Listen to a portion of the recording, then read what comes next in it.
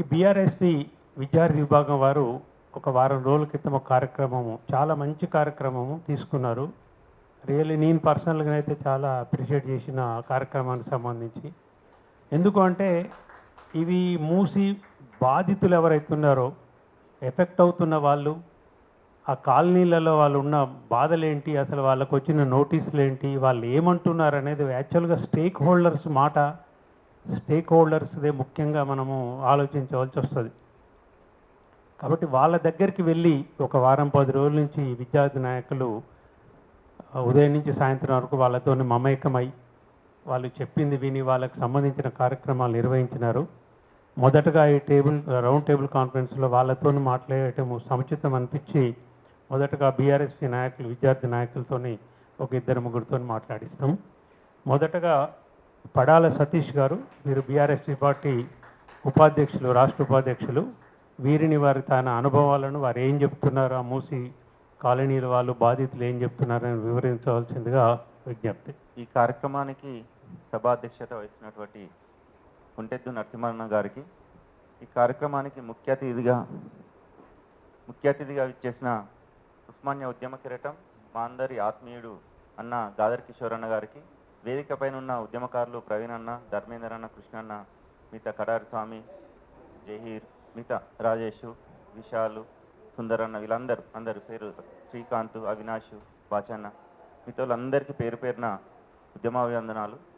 ముఖ్యంగా బీఆర్ఎస్పీ ఆధ్వర్యంలో కేటీఆర్ గారి ఆదేశాల మేరకు మూసి సుందరీకరణ పేరిట జరుగుతున్నటువంటి దోపిడీని అరికట్టాలి, తెలంగాణలో జరుగుతున్నటువంటి రేవంత్ రెడ్డి పాలన, దుర్మార్గమైన పాలనను అంతం చేయాలంటే బీఆర్ఎస్పీ ముందడుగేయాలి.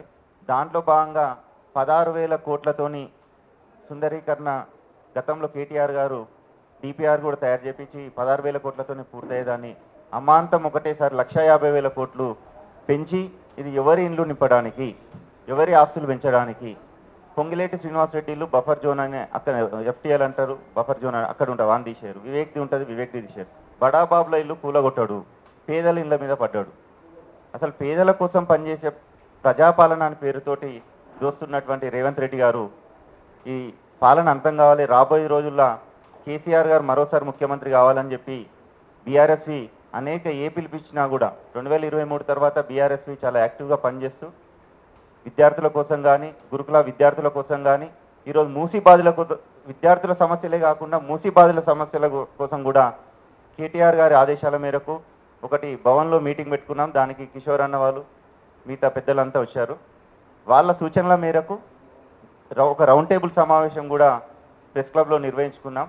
దాని తర్వాత 4 నుండి 14 వరకు అంబేద్కర్ జయంతి 14వ తేదీ, ఆ రోజు ముగింపు ఉంటుంది. ఈ 10 రోజుల పాటు విద్యార్థి విభాగం క్షేత్రస్థాయిలో ప్రతి ఒక్క 50 టీంలని నిర్ణయించుకొని 50 టీంలని 57 కిలోమీటర్ల పరిధిలో ఒక్కొక్క ఏరియాలో ఒక 10 టీంలు, ఒక రాజేంద్ర నగర్ 10 టీంలు, మలక్పేట్ 10 టీంలు, అట్లా ఎల్బీ నగర్, ఉప్పల్, అట్లా విడతలు అందరినీ చేసుకొని అందరూ కూడా ముమ్మరంగా తిరుగుతున్నారు. దానిలో భాగంగా మేము కూడా అక్కడక్కడ మలక్పేట, అంబర్పేట తిరిగిన సందర్భంలో అక్కడ ఉన్న ప్రజల ఆవేదన, ప్రజలు ఎంత బాధపడుతున్నారు అంటే, ఈ దుర్మార్గుడు ఎందుకు వచ్చిండు 2.5 సంవత్సరాలలో, పింఛన్లను ఎగొడతాడు, లాస్ట్ ఊర్లలో రైతు బంధును ఎగొడతాడు, ఇక్కడ ఉన్న ఇండ్లు వాళ్ళు ఉపాధి కోసం అక్కడ 400 గజాలు కానీ, ఒక 40 గజాలు 60 గజాల ప్రాంతంలో ఉన్న ఇండ్లు, 100 గజాలు ఉన్న ప్రాంతంలో ఇల్లు, వాళ్ళు అక్కడ నివాసం వండుకుంటూ అక్కడ చిన్న చిన్న వేరే అపార్ట్మెంట్లలో అక్కడ పని చేసుకోవాలి, లేకపోతే దిల్సునార్ ఏరియాలో అక్కడ ఏదైనా ఆఫీసులలో పని చేసుకుంటే అక్కడ వాళ్ళు ఉపాధి ఒక 50 నుండి 60 వేలు సంపాదించే పరిస్థితి. ఇప్పుడు అమాంతం వాళ్ళని తీసుకుపోయి డబుల్ బెడ్రూమ్ ఇళ్ళల్లో పడేస్తామని పడేయడు. First call చేపిస్తాడు. ఒక ఇల్లు నిన్న పోయినాం మేము ముస్లింబాగ్ ఏరియాలో, వాళ్ళని కాల్ చేపించిన వానికి ఇల్లు ఇవ్వలేదు, ఇల్లు మాత్రం కూలగొట్టి వాడు రోడ్డు మీద పడ్డాడు. వాడు ఎక్కడ ఉంటుండో వానికి అర్థమవుతలేదట. వాడు నిన్న మేము ప్రత్యక్షంగా చూసిన సందర్భం. అంటే ఇంత దుర్మార్గమైన పాలనలా మూసి సుందరీకరణ పేరుతోటి దోపిడీ జరుగుతుంటే అడ్డుకోవాల్సింది తెలంగాణ ప్రజల పైన, తెలంగాణ మేధావులు కూడా. అప్పుడు మేధావులమని చెప్పి బీఆర్ఎస్ గవర్నమెంట్ పైన అవాకులు చెవాకులు పోయిన కోదండరాం కానీ, గడ్డ చక్రపాణి సార్ కానీ, మిగతా అందరూ కూడా ఎక్కడ పోయారు? ఈరోజు తెలంగాణ విద్యార్థులకు అన్యాయం జరుగుతుంది, పేదలకు అన్యాయం జరుగుతుంది, మూసి బాధలకు కూడా అన్యాయం జరుగుతుంటే ఎక్కడ పోయారు? ఎక్కడ పడుకురు వీళ్ళు?